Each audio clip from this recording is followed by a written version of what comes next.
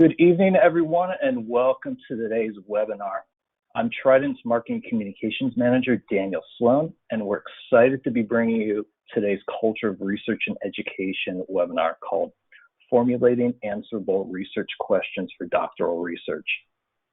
The core webinar series is designed to provide faculty, students, and alumni an opportunity to share their research and scholarship with the Trident community. By fostering a culture of professional development and idea exchange, participants will have access to a valuable forum for lifelong learning. This university-wide effort is coordinated by Trident's Doctoral Studies directors. Few notes before we begin today. Welcome to ask questions at any time. Share your experiences with today's subject matter. We'll have a Q&A session at the end of the presentations. If you want to type in any questions or comments, just go to the right-hand side of your screen, find the control panel, go about halfway down, and you'll see a question box. Type them in there. Please avoid raising your hand because we're unable to communicate with you that way. Any questions or comments, send them there. We'll get to them and handle them during the Q&A.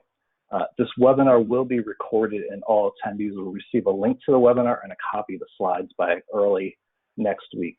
So let's get started and introduce today's three presenters. First, Dr. Indira Guzman. She's the Doctoral Studies Director in the Glenn R. Jones College of Business at Trident and a Professor of IT Management. She has been a faculty member and dissertation mentor at Trident since 2006, and her research has been published in over 50 academic outlets. Next, we have Dr. Christopher Linsky. He completed his doctorate in business management and postdoctoral studies in higher education leadership at Colorado Technical University. He's a retired member of the U.S. Armed Forces. He has owned a management consulting business and a nonprofit organization. And in addition to his role at Trident as the Professor of Doctoral Studies in the DBA program, he also volunteers with the Veteran of Foreign Wars, United States. Next, we have Dr. Kenneth Cromer, full-time faculty member at Trident and also a military veteran who served for 31 years.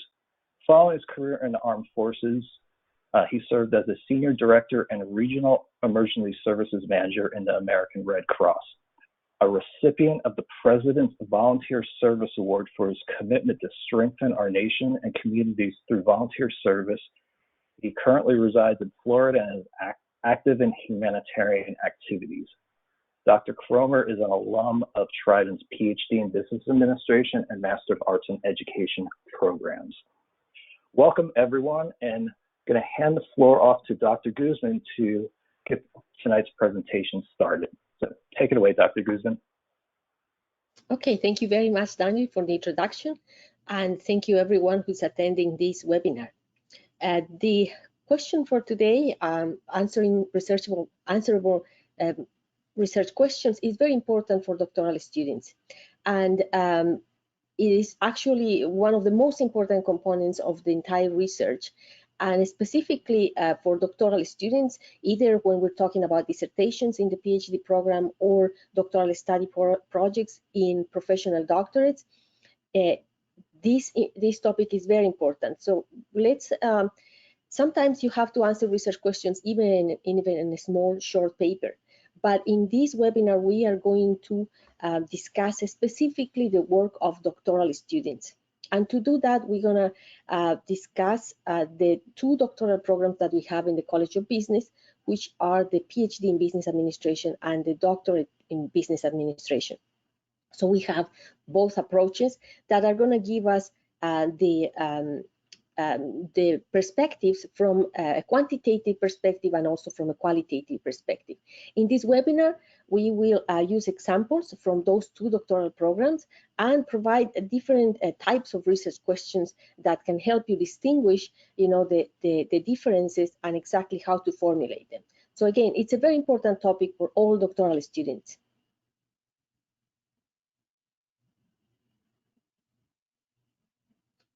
In this slide, you can see the differences between the two doctoral programs in the College of Business. We want to start this way because you might be pursuing a doctoral degree in a different program, and sometimes there are different expectations, right? So we want to emphasize these two approaches that, and again, you can see where your program and your requirements fit better.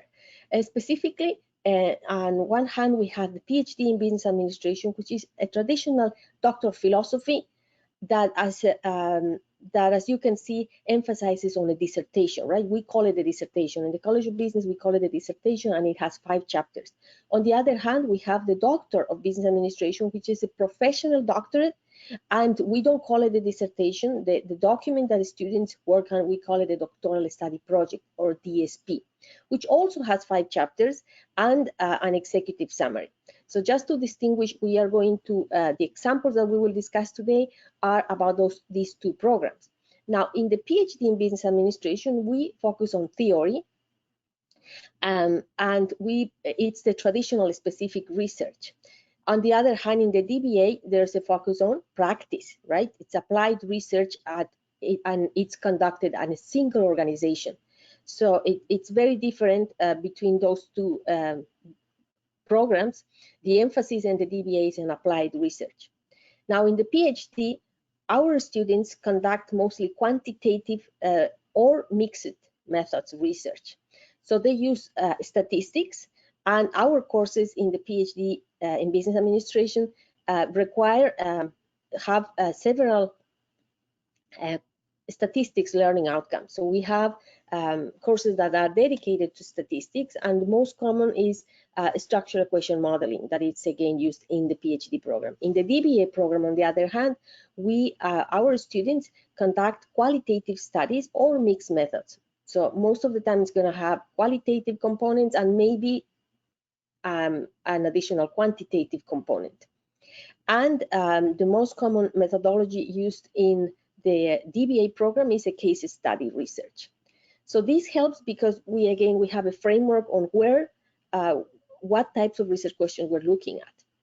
All of them, all the doctoral work, either a dissertation or a doctoral study project, is going to be empirical, meaning that students collect primary data themselves from different contexts, right, wherever they are conducting the study. So the study is going to be empirical. And I'm clarifying this because when you read about research questions in general, you know, in a book, in general, there are different kinds of the studies, and they can even focus maybe on just secondary data.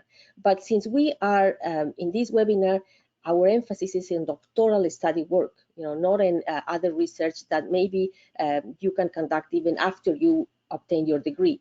This is specifically for doctoral students. And then in the PhD program, we talk about generalizability. I mean, we discuss generalizability, to what extent you expect to generalize. That's why statistics are very important, because you talk about percentage probability, right? So on the other hand, in the DBA program, it's very particularistic, meaning that we are looking at a situation at one single organization in one given context. So there's no expectation to discuss generalizability in the DBA program. In the PhD program, we are looking at a theoretical gap, you know, something in theory that hasn't been explained, and we are looking at that kind of problem. The problem is something that was not covered in the literature yet, and that's why the contribution is going to be to theory. So it's a theoretical gap. On the other hand, in the DBA, the problem is a business problem, is a real life problem in the organization. So again, the problem is going to be different. And then in terms of the expectations, the contribution in the PhD program, PhD student is looking at knowledge creation, theoretical contribution. It's adding something to the literature, again, from a theoretical perspective. Whereas in the DBA, we are looking at a contribution that uses theory, and it's an applied contribution, but it's using literature. So we're not adding theory, but we are using theory. And finally, the literature that you use is also going to be a little different. I mean, both will use scholarly articles, but in the DBA program, there's going to be also a lot of practitioner literature, again, about the specific organization where you are conducting your study. So looking at these two programs as the foundation for today's discussion is important because, again, the research questions are going to be have to be adapted to this specific context wherever you are. You know, if you are in a PhD or if you are in the DBA specifically, and if you are in a different program, the comments and examples that we will provide today can also be helpful. But again, you have to think where you are, which kind of doctoral work you are conducting. Now we can talk more about formulating our research questions. The process, formulating the research questions is a process. We all need to recognize that the first, the research question is not going to be formulated at the beginning and that's it, you know, one time. No, it is a process. We all should start first determining the project, the broad topic under investigation, whatever is going to be your topic, and we're going to talk more about how you identify your topic of study, but that's going to be the first step. Identify that topic under investigation, what exactly you are interested in, and after that you should start drafting a research question and then look for this alignment. And today we are going to talk a lot about alignment in all our examples, because you're looking at this alignment with all the other components of your doctoral work, of your dissertation or DSP. You have to look for that alignment, consistency. And if there is alignment, then you're good. But if there is not, then you have to revise your research questions. And that process is going to happen multiple times. It's really a loop. Most likely, you're going to start with the general research question that is going to guide your thinking, that is going to add value to organizing your project. But it's not going to be, again, done in one shot. It is a process. And it's going to be revised and improved and narrowed down as you continue becoming more and more familiar with your topic and with the literature. So let's see what we mean by identifying your topic under investigation. So first, some of the strategies to do that is first identify keywords or descriptors of the topic that you are interested in. So those keywords, it's something that we understand from the literature and from experience as well. And in many cases, again, that comes from the work experience that you already have. So you have already some concepts, and again, from the literature, but you want to identify those keywords and use them in a way that is already used in the literature. You know, you most likely you're not going to come up with new keywords. There are keywords in the literature, and what the task as a doctoral student is to become familiar with the literature that will help you identify the best keywords for your topic. Now you want to create a working title. I've seen many cases when you create your working title, and that's when you can really identify if others have done your research. You know, many times you should just Google your working title, and then you will see if others have done already that kind of research, you know, even for the similarities of the words. So that creating a working title is also important because it helps you locate where is it you are in your research, you know, what kind of researcher you want to be. Are you looking at becoming an expert in say information security? Say I'm looking at policies. I'm looking at the technical aspect. Am I looking at the leadership perspective? Am I looking at the operational technical perspective? Again, you continue narrow down, but you start with a general topic. And that's what is going to be this central research question that describes the variables and the different areas that you continue identifying in your literature review. So again, starting broad and then narrowing down as a process, and also including alternative ways of phrasing and expressing the different concepts. And all that kind of vocabulary and knowledge is coming from the literature review. So the literature review is it's really the foundation of formulating those good research questions. And again, it is all a process. Understanding your topic is going to be important, and then formulating and improving those research questions as you go. Now, we also use different index words and vocabulary words that again come from the literature. So let's go to the process. First, again, we are going to draft your research questions. You draft your research questions always using the literature. Now, even that literature review is also a process. At the beginning, you are looking at, you are doing some preliminary reading. You're searching for which kind of journals you're going to read, maybe which kind of authors, right? So you're becoming an expert at that topic, and the initial literature review is going to give you lights on the topic. But at the same time, only the literature review is going to make you an expert on that topic. So you will formulate a purpose statement. I mean, the purpose of this study is to investigate what, what do you want to study? Exactly, it's the investigate. In many cases, we look at what we call the dependent variable when in the quantitative research, but again, in the applied research, we're looking at the problem. What is the problem? I mean, maybe the company, many employees are leaving too soon. There is a high turnover. There is, low customer satisfaction. There is low performance in the organization. So you're looking, in many cases, at the main dependent variable or main problem that you want to solve in your dissertation. So identify previous findings. I mean, what do we know that has been done so far? What have been the previous findings? What are the relevant theories that have been used in the literature? And how do we, what is missing in the literature? What can we do to solve those, to answer that, and emphasize and focus on the research topic?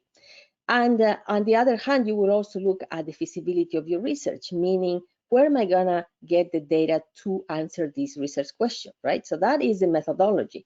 Many times when I talk about research, I compare with cooking a beautiful, a great recipe, right? So the methodology is going to be how do I want to cook the recipe. But first, I need to know what are the different ingredients that I need, and what is my main objective. What is it I want to accomplish with my doctoral work?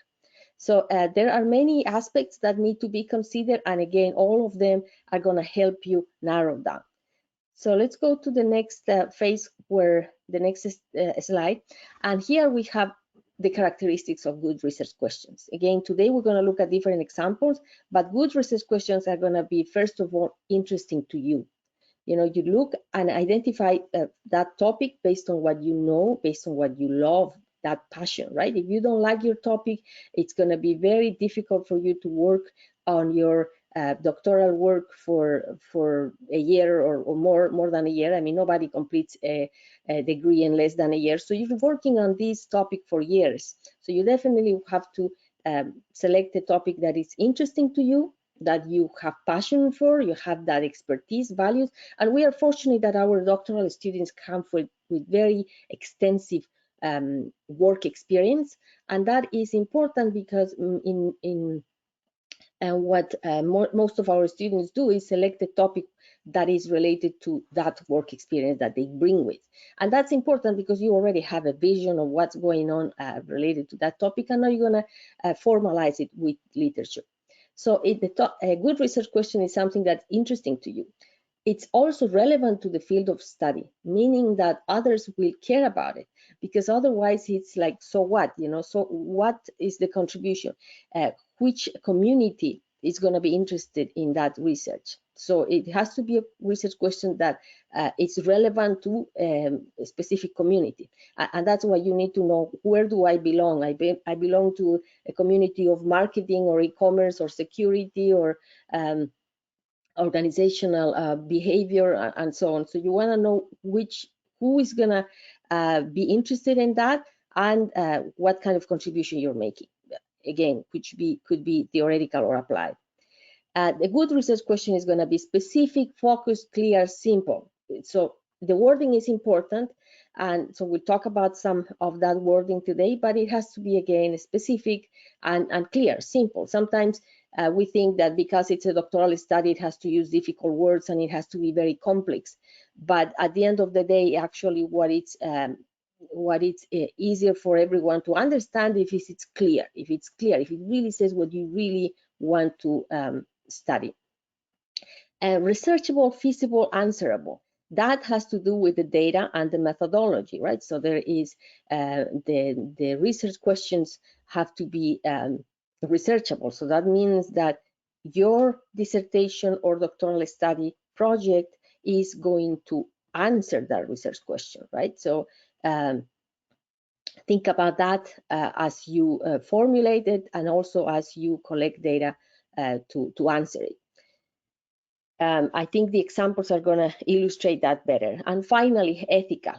And that's very important everywhere. We're looking always for transparency in research, right? We're doing scientific research, so everything we do has to be based on evidence, and we have to report everything we see, and we have to be ethical, respecting the participants' rights, you know, confidentiality, and whatever we promise to the participants have to be respected and documented. So that is important. So I would say those are 5 important characteristics of the research questions. And now we go to the big word, which is alignment, right? We will talk more about alignment as we give examples. Whatever research question you formulate, which again is going to be a process, has to be aligned with the problem statement and the theory, mainly the theory, and that's pretty much chapter 2. You know, if we look at any doctoral work, chapter 1 is the problem statement is going to be in chapter 1. The theory is going to be explained in chapter 2, and finally the methodology, which is going to be in chapter 3, right? So the alignment of your research question should be with all the 3 main components of a doctoral work. So now let's look at some of the examples. Which ones are going to be the best? Here you have some research questions, some what is the relationship between some ways of formulating the research questions, and the question, of course, is which one is the best? Well, and the answer is going to be it depends. It depends on all the factors that we mentioned today. And if I ask what, if I ask how, again, it's going to be it depends. It depends on all those characteristics. So let's go to the examples. And the next one to start with examples is going to be Dr. Cromer is going to look at the perspective of the PhD program. Again, more quantitative, and Dr. Linsky is going to look at the DBA program, again, more qualitative. So let's look at the examples and let's see which one is the best wording. Okay, thank you. As Dr. Guzman mentioned, with the PhD research, we're more interested in understanding what's going on. You'll see in Dr. Linsky's talk that his focus of a practitioner research question is more on doing something, where a philosophical research question in a PhD program is more focused on understanding what's going on. And you'll see that in a difference in the way we do the research questions. So what makes an answerable research question for a quantitative PhD research? Well, most people focus on the obvious thing, and that's just the wording of the question. So let's start out with a few examples of how they're worded and look at the way it's wording and the way it could have been worded better. In this first one, I said poorly worded. It's not necessarily poorly, it's just not as good as the other example. So the first one, what factors best predict employee performance? So what's wrong with that research question? The biggest thing is it's vague. About what factors, it just leaves it wide open, where you need to identify specific things that you're working with. It needs to be more focused. A better wording was, what effect does leadership style have on employee performance, if that's your variable of interest? And so you want it to be more focused. Go to the next one. Okay, this one is job satisfaction related to organizational commitment. The biggest problem with this one is it's a closed question. The answer is yes or no. And you need something that's open to discussion because you want to explore the relationship. So a better wording is, how does job satisfaction affect organizational commitment? And that lends itself to an answer that discusses. It also opens it up to going in and researching the relationship instead of in the nature of the relationship, instead of just a simple yes/no answer. Okay, this one, how does job satisfaction mediate the relationship between organizational commitment and employee engagement? The only problem with this one is it assumes a relationship. And so what you want to do is know what that relationship is. So a better wording, which could have been better than this, is what is the relationship between job satisfaction on organizational commitment and employee engagement? You could use another word besides on. What's the relationship between job satisfaction, organizational commitment and employee engagement? But something that opens it up to where you're free to explore the relationship as you research the literature.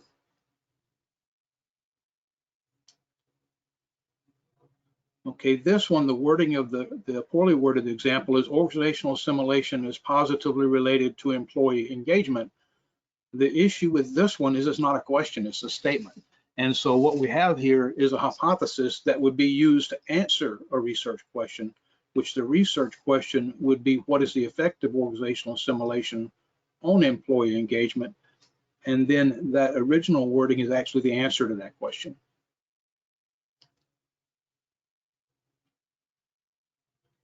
And the next one, I chose this one from my own dissertation. An okay wording, what are the attitudinal and performance outcomes of organizational assimilation and positive psychological capacities?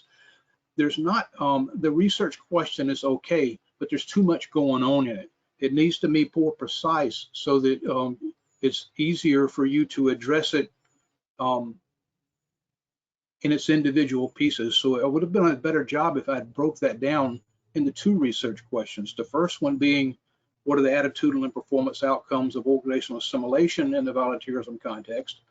And adding that context is important if you're extending existing research to a new context, because that's part of what you want to know. So what are the attitudinal and performance outcomes of organizational assimilation in the volunteerism context?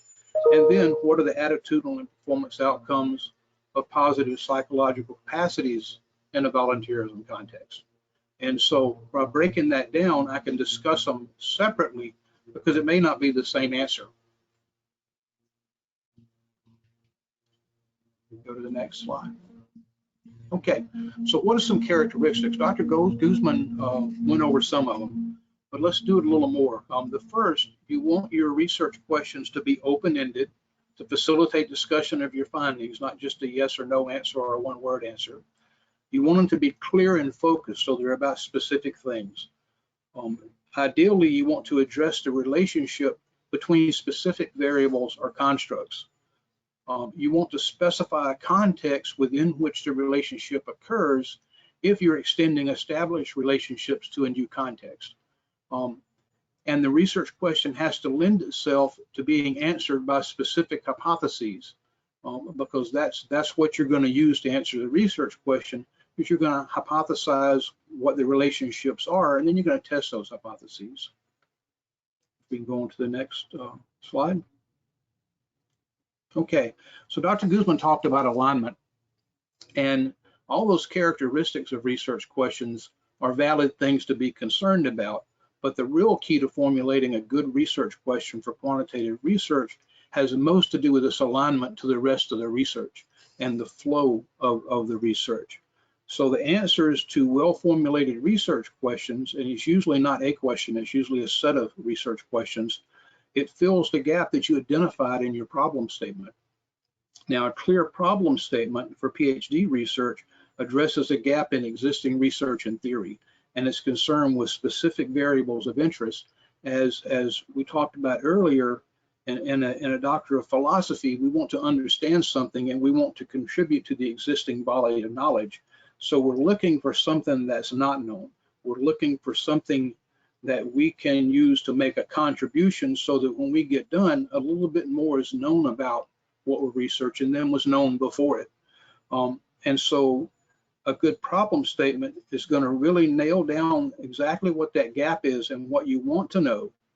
And it's going to be concerned with specific variables of interest. And then the well-formulated research question is one that asks about the relationships between those variables of interest, so that when you answer your research question, that answer also fills that gap in knowledge that your problem statement addressed. Go to the next one. Okay, and as Dr. Guzman talked about, research question formulation is a process. We display it linearly, and we develop the research question from the problem statement, and then we do some research in the literature review and develop well-formed hypotheses to answer those research questions, and then we discuss those answers in our findings and conclusions. But in real life, it's a cyclical process. It's a process of adjustment and alignment in which it all comes together at roughly the same time. If we can go to the next slide, and Dr. Guzman talked a little about that. The literature review is the key to that process, and that's what leads to specific hypothesis development. So if my research question is I want to know the relationship between job satisfaction, organizational commitment, and performance, then what I'm going to do in my literature review is I'm going to dig into those one at a time, and I'm going to start with that dependent variable.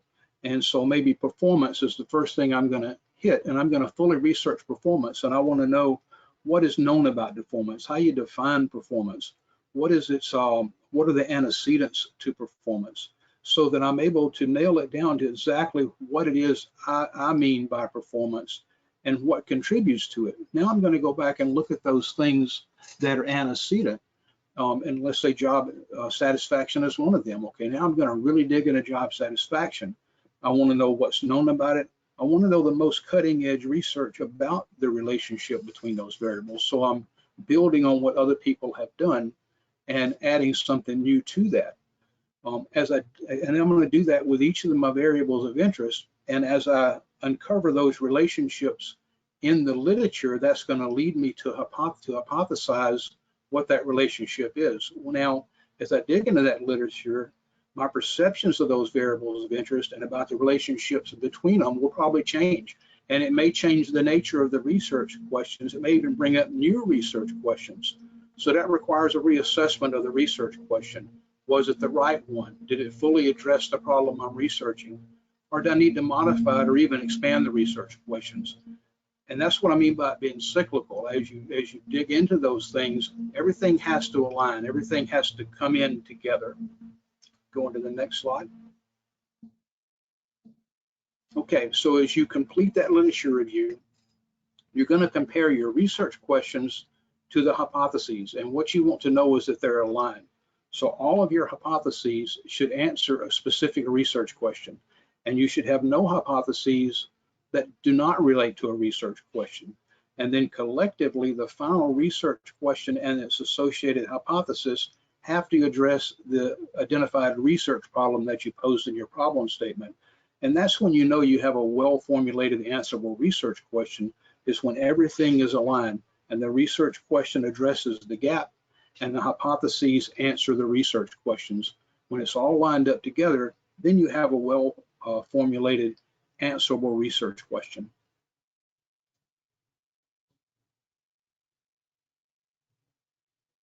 Okay, so here's an example, and this is an excerpt from one of our current student dissertations who just finished hers, Wanda Bell. We thank her for giving us permission to use this, but it illustrates that alignment of a well-formulated research question and its associated hypothesis. So you can see in column 1 is the research question. Her first one was, how does the user experience within the system relate to perceived ease of use and perceived usefulness? And what she's doing here is using two theories and bringing them together to try to answer a phenomenon that she's observed with the application of an appointment system. So that's her research question. So it took two hypotheses to answer that research question. One is that the experience is positively related to perceived usefulness, and two, that user experience is positively related to perceived ease of use. And if you're familiar with the technology acceptance model, you know those are two of the main criteria in that theory related to the adaptation of technology. Her second research question was, how does awareness of the system relate to perceived ease of use and perceived usefulness? The first research question is that awareness is positively associated with perceived usefulness. And the second one is that awareness is positively related to perceived ease of use. So again, those two hypotheses fully answer that research question. And those two research questions are part of the set of research questions she used to answer her problem statement. You also notice that third column, she identified the source. And what that is that's the prior research or prior theory that she used in formulating that hypothesis. And that's whose work she's building on to extend what we know and create new knowledge.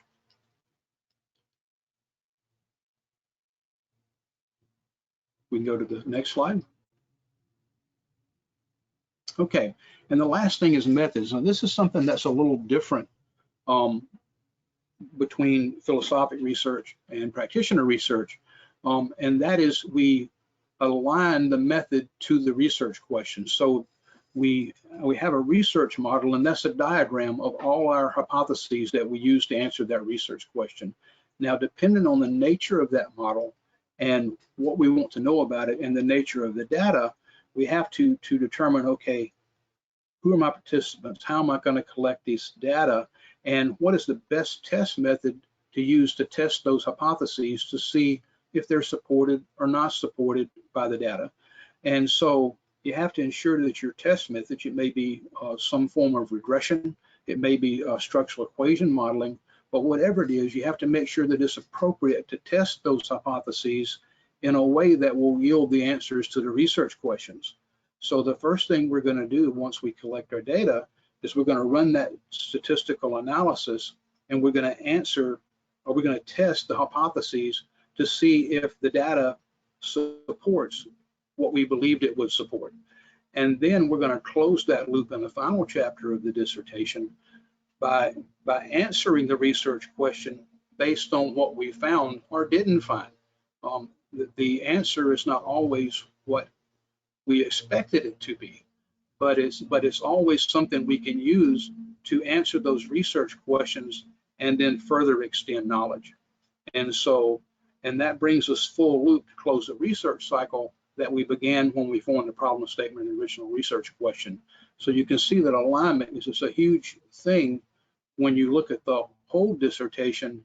A well-formulated research question that's answerable goes beyond just the wording. It goes with this alignment to the entire project.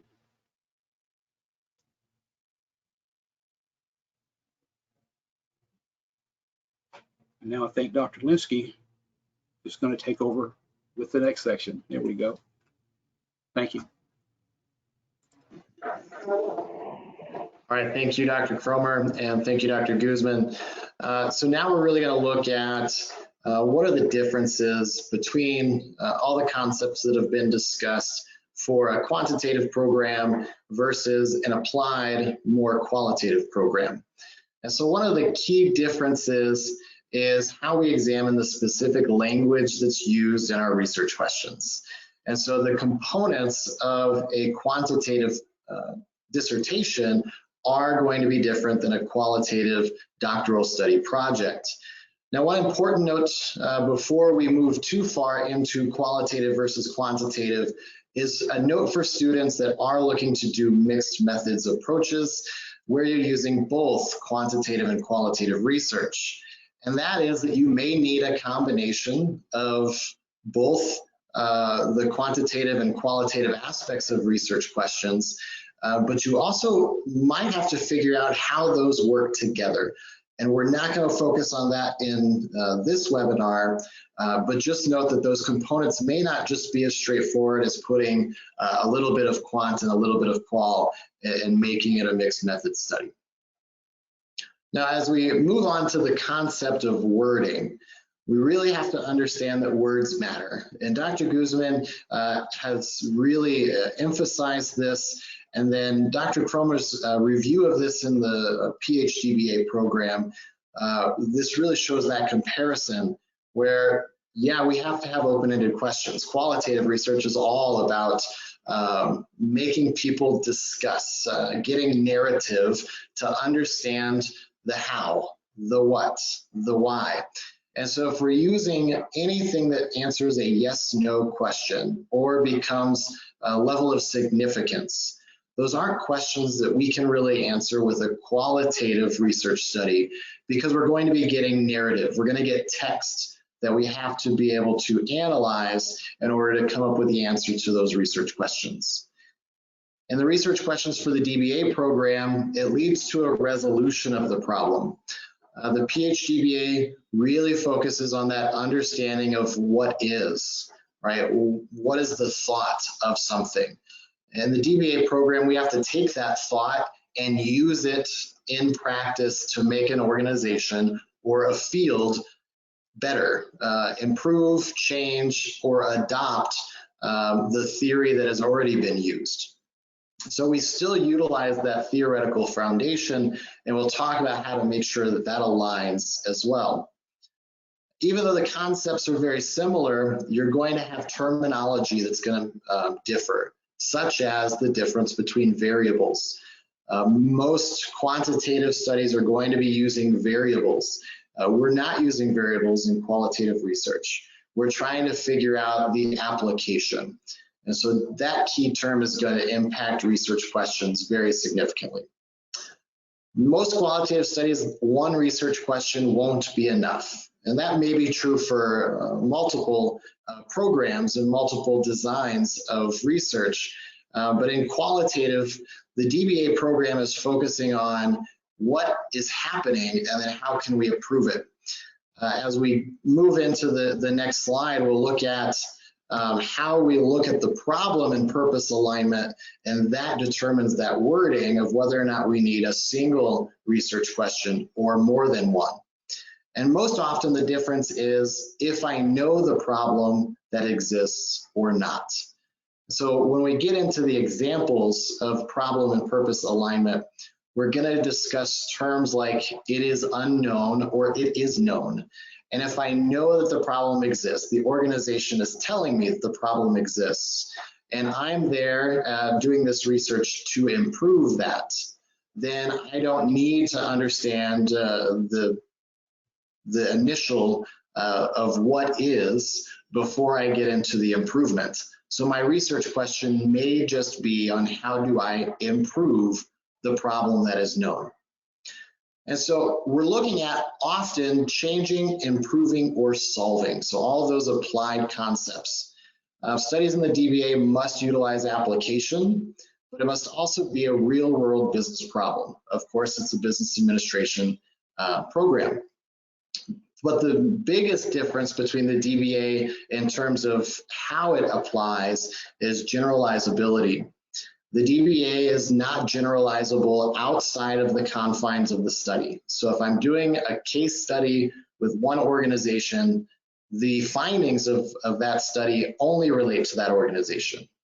I may be able to project that it may impact other organizations similarly, but I would have to recommend that those organizations conduct their own research, replicate this study in order to see if it actually applies. And so it's a very key difference in the terms we use, because we can't just say a broad statement of will this impact that, because we want to make sure, is this impacting that in this organization, and then how can I improve it? And so there are many different words that we're going to use in the DBA program, including things like describing, exploring, explaining, discovering, improving. And these are all things that lead us to some foundation of applying the study results.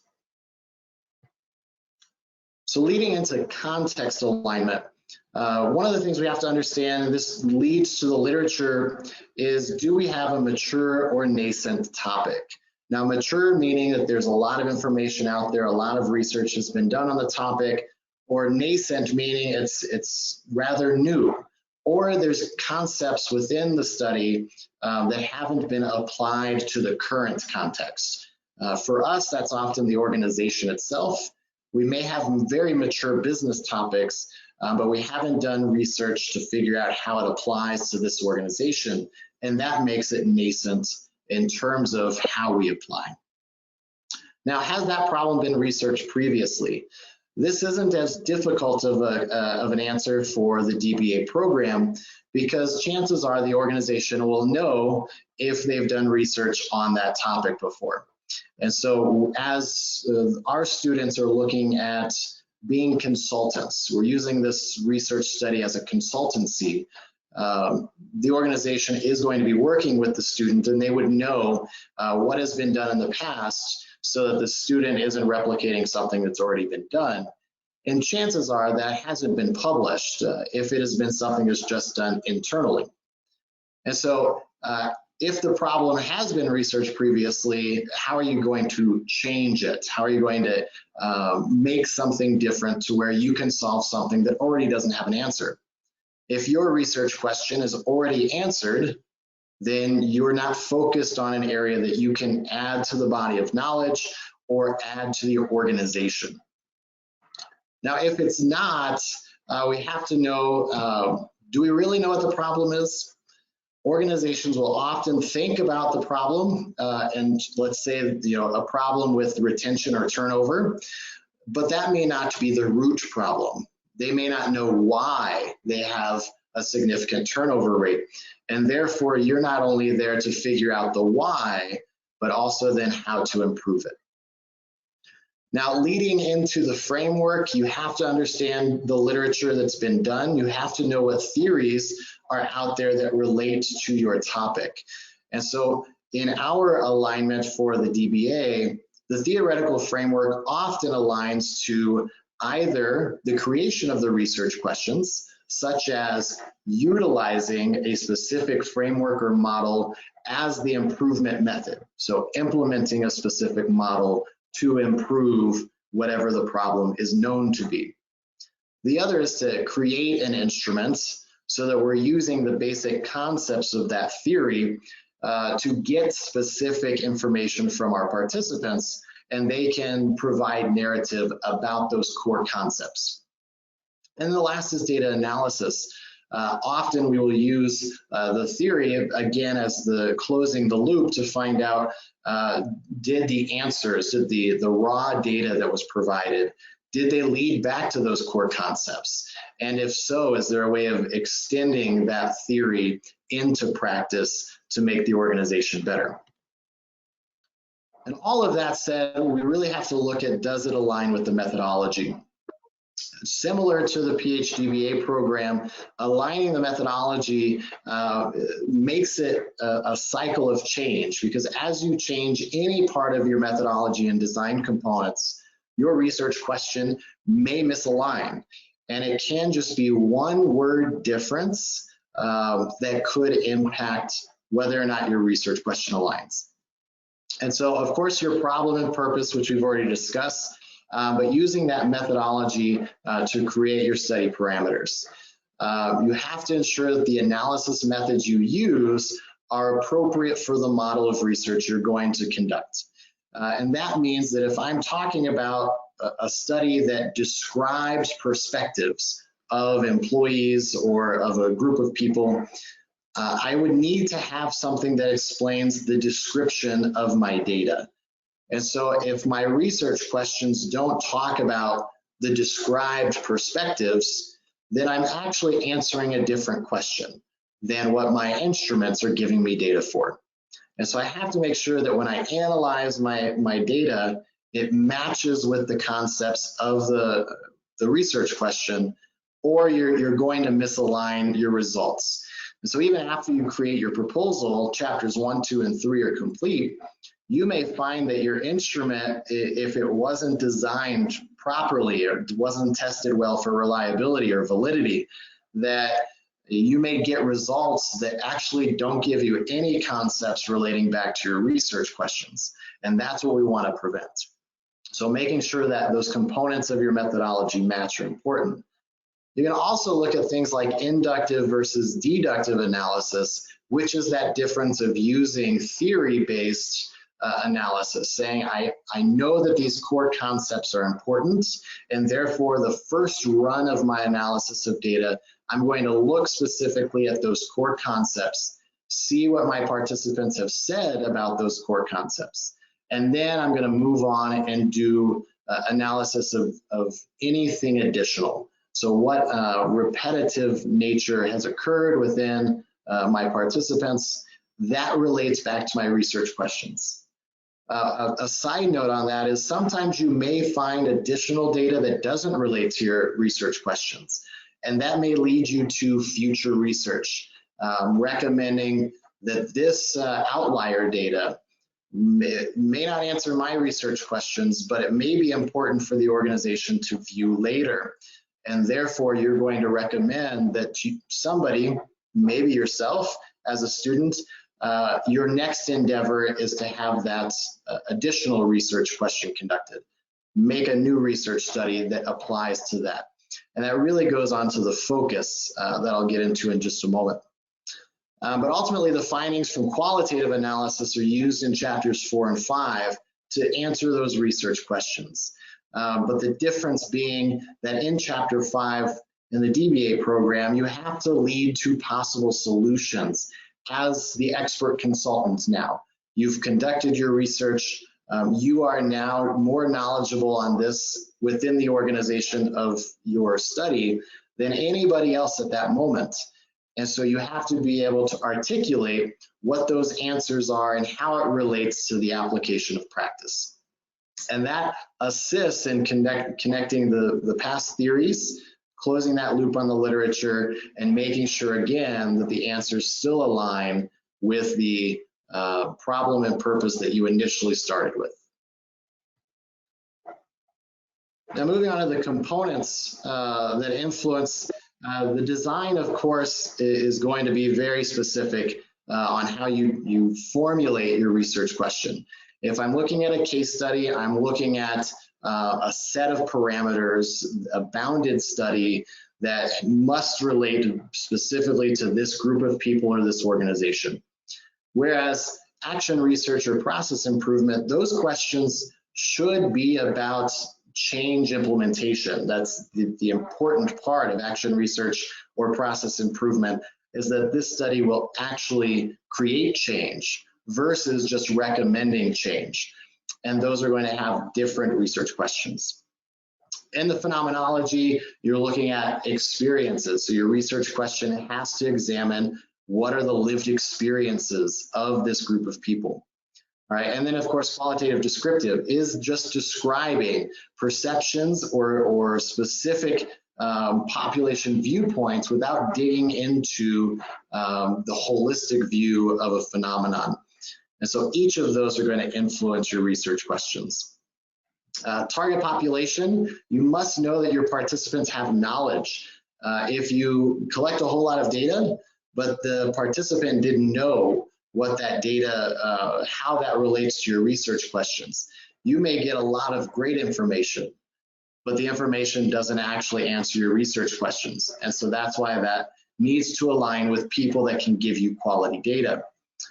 An example of that is having a study that states that you're going to use student experiences in the classroom to determine the needs of student participants. Whereas if you were to say that you are using a study on the perception of student experiences by teachers, you would need teachers' participants, right? So just that wording difference on the perception of or the actual experiences changes how we design research questions. And the instruments themselves, which we're not going to get into too much because the specifics of designing instruments is going to be very particular to each individual study. But utilizing questionnaires versus interview protocols or focus groups or others determines what kind of data you're going to get back. And so if I'm using questionnaires, it's usually very broad data. They're not going to give you as in-depth of a response versus an interview where we expect you to get into the core of what people's experiences or narratives are. And then that'll get us moving into 2 examples on alignments within the DBA program. The first, and I mentioned the problem, purpose, and methodology so that you can see the entire alignment. And so looking at something that is not known, how an organization can improve employee satisfaction, and then the purpose of the study simply being to improve employee satisfaction. And if this was a qualitative case study, I could ask the question, what changes can be made to improve employee morale? But that provides a very broad potential for answers. And we really want to focus on a single entity of improvements, such as the next slide that provides proper alignment. Now, with proper alignment, it really doesn't mean that this is the only option. You can design these many different ways to where they will answer the research question that you need, but this one will work better than the one before. And so improving employee morale, if I make that, it is not known what strategies organizational leaders utilize to maintain employee morale, all right, or how to enhance those strategies. There's always the application portion. And so the purpose of this qualitative case study would be to determine what strategies those leaders can utilize to maintain employee morale and enhance those strategies. And then it explains there that it must be employees and leaders that participate in the study. And so the actual research questions would be, what strategies are used by the leadership to maintain employee morale? And then how can the leadership enhance those strategies to improve morale? And that's just one example.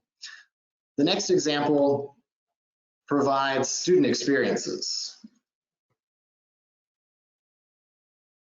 And so looking at the student experiences, this problem would be student retention rates that are decreasing in a community college throughout Colorado. And this is, I made this scenario up. But the purpose of this qualitative study is to explore the causes of retention decline in Colorado colleges with a phenomenological methodology. And so looking at that, the problem with the alignment is in the wording. So in one, my problem statement says community colleges. My purpose statement says in Colorado colleges, which of course could be expanded to all colleges and universities throughout the state. And so the cause of retention versus how do I improve retention, those are all difficult things that you have to figure out which word you're going to use based on the research question you really want. And so this one, why is student retention declining, is I'm trying to figure out the current stance. But that doesn't help me in an applied research study where I need to know how to improve it. So the proper alignment for that looks at, it is not known what the student experiences are, right? This is phenomenology. So I need experiences. Leading to the decline in community college retention rates throughout Colorado, and then what improvements can be made to the student experience. So now I've really focused in that I'm doing a study on student experiences. And the purpose is simply to explore those experiences and then determine what improvements can be made. And this really matches up with that phenomenological design of a qualitative methodology where I use student participants in the study. And so with that, the final research questions would become, what student experiences are leading to a decline in community college retention rates throughout Colorado, right? So that's my current stance. And then what improvements can be made to the student experience to prevent a continued decline in community college retention rates throughout Colorado. And using these examples just really shows how simple it is to align if you use very similar language, but it also shows how just a couple of different terms or reorganizing a sentence may change the overall expectations of your study. And that's what we really want to prevent as we look at how do we ensure that we've formulated research questions that are answerable within doctoral research. And with that, I will go ahead and turn it back over to Daniel Sloan. Thank you all.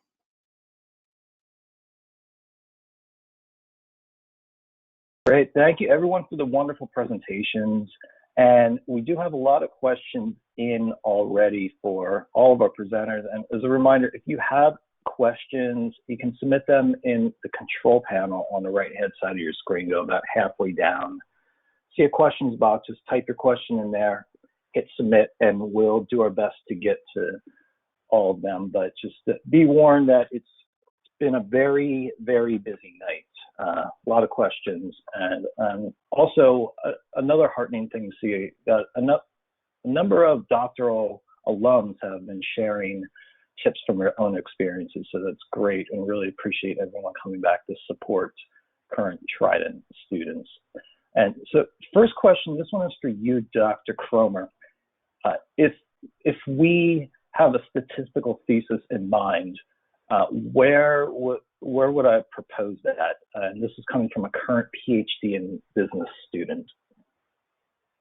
Okay, I could approach them in a couple of different directions. So I'm going to take a stab at it, and hopefully I'll land somewhere around what you were looking for.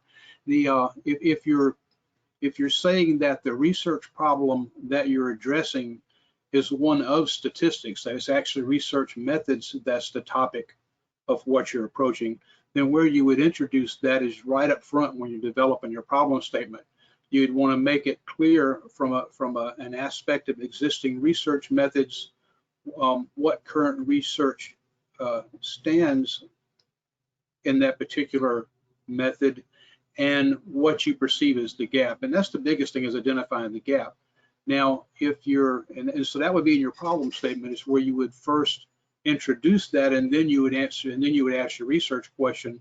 So by the end of chapter 1, regardless of what your thesis is, it just needs to be very clear what you're researching and why you're researching it, and what that's going to add back to the body of knowledge.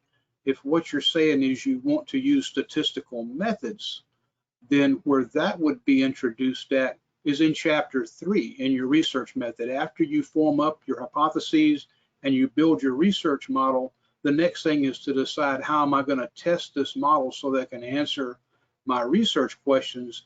And so where you would introduce those methods is in your research methods chapter in chapter 3. And so hopefully one of those answers addressed the question you were asking. If not, I'll ask it again and we'll try to nail it a little bit closer. Yeah, thank you. To echo that, if that didn't fully answer your questions, let us know. We'll follow up, or just pose the follow-up again. Next question, this one is for you, Dr. Linsky. For DBA students, when it comes to research topics, is there a preference for mature topics over nascent topics, or the other way around, or does it not matter? Yeah, great question. The difference really is how you're going to formulate the problem. And so if there's a lot of literature out there, you have a mature topic, if you're saying that the problem is how to take what's already out there and apply it to one organization or the field of an organization, then of course the mature literature is very beneficial.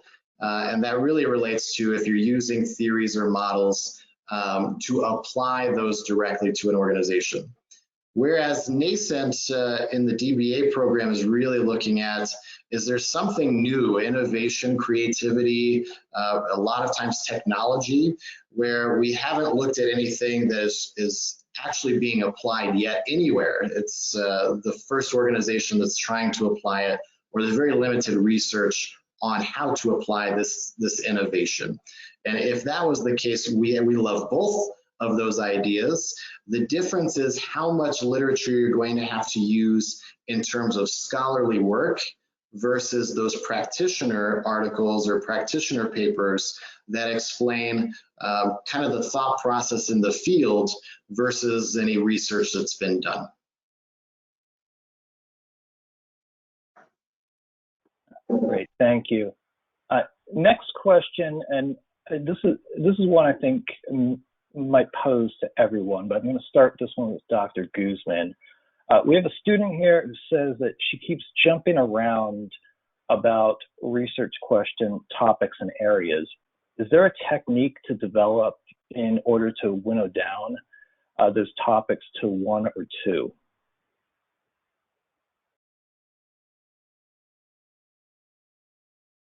Well, I think we all start with broad topics, so that's not that's common, that's not unique. So what I would say as a technique to narrow down is definitely use the literature. Use the literature because that's the only way you can, if you stick to, I mean, a good publication and recent current publications. So it has to be publications that are recognized in the literature, well cited and good, that it's related to your topic and it's current, recent literature from the last 5 years. Then you're not alone. That's important, that you're not coming up with something that you don't, you're not looking for something that is coming out of the blue, but you're really following and building knowledge on existing knowledge. So that's why it's the literature that really needs to answer your question. But what it's also important is to stick to something. Sometimes we want to explore and then let's change to something else. No, once you pick something, you got to stick to that, and that's why evaluate. Is this a topic I like? Is it related to the data I can collect? But it's important to stick to that once you find something that is close to what you want, and then you can find what areas to narrow down, maybe only the leadership aspect or only maybe the operational aspect, because you can't access to leaders. Many times the access to data will also mark your research. Then okay, that's fine, but at least you are in that area, so you really have to stick to that.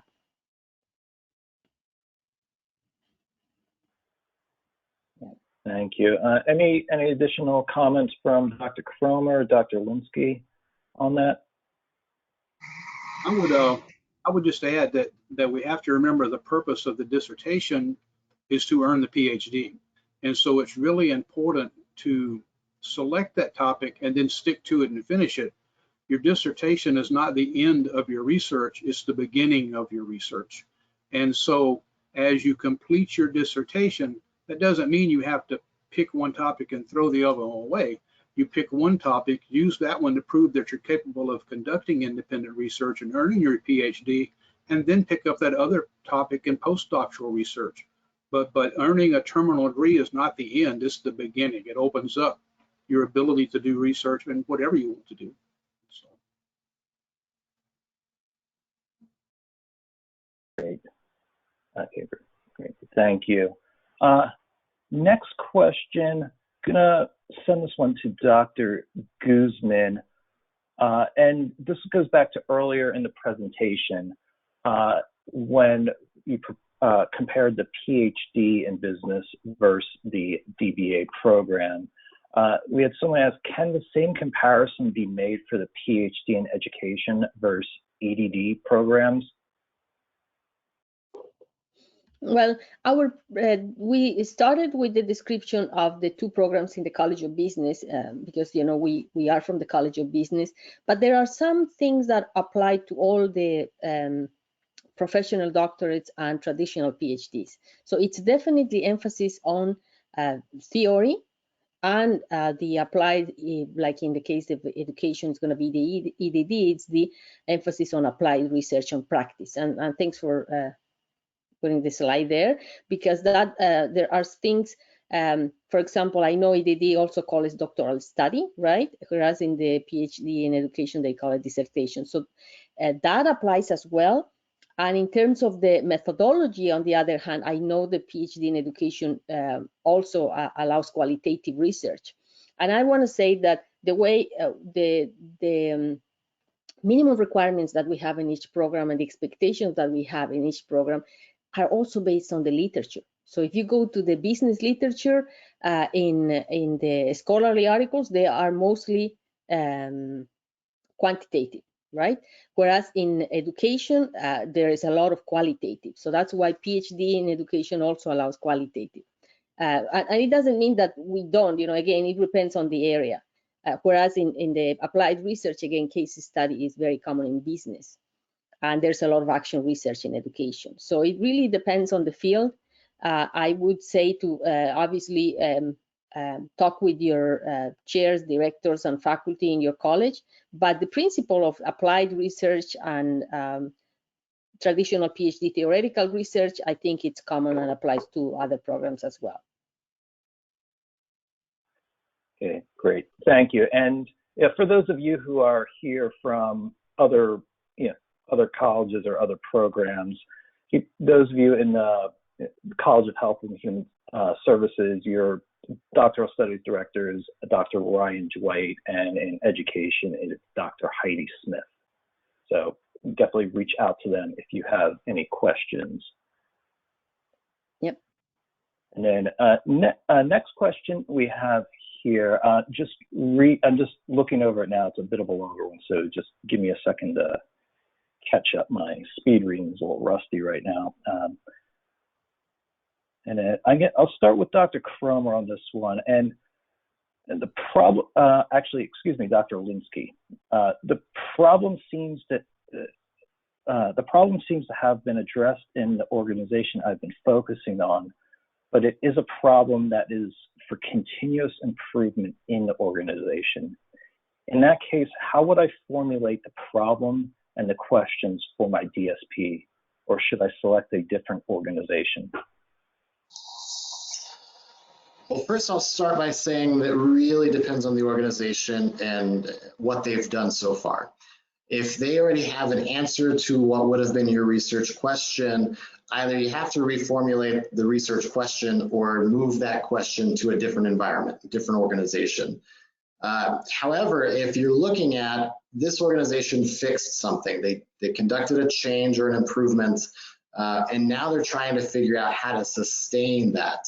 You simply would need to modify both the design, the research question, problem, purpose, methodology. You have to realign that to understanding how can you implement a sustainment operation, making theory and models relating to sustainment of change or continuous improvement. There are several models on that you could utilize on how to implement that so the organization is maintaining that throughout the future of their organization. So if you're able to do that, that's the easiest way without changing all the background information about your organization.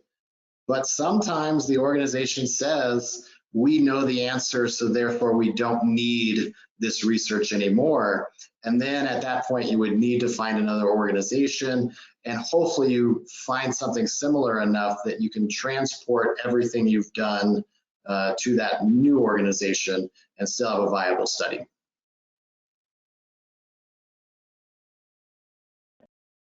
Thank you. And then next question, actually, this isn't a question, it's more of it's actually one of the helpful tips shared by one of our doctoral alums, but I'm going to share it and let our panelists comment on it if they'd like.